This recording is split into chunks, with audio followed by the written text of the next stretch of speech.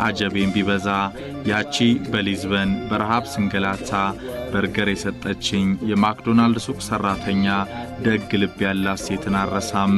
ኤድና ትባላለች። ደጋግሜ ፈለኳት አስፈለኳት ላገኛት አልቻልኩም። ኤድና እባክሽ የት ነው ያለሽው?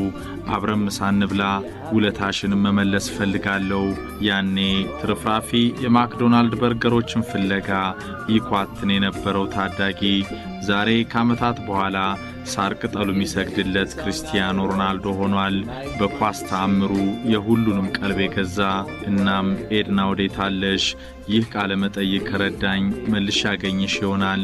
መቼም የማረሳው ደግነት የዓለማችን ኮከቡ ተጫዋች ክርስቲያኖ ሮናልዶ የልጅነት ዘመኑ የሊዝበን ገጠመኙን ይናገራል። ረሃብ ሊደፋው ሲል ድንገት የደረሰችለት የማክዶናልድ ሱቅ ሰራተኛዋ ኤድናን አፋልጉኝ ውለቷን ልመልስ ሲል ይማጸናል። Hey, any burgers left? And Edna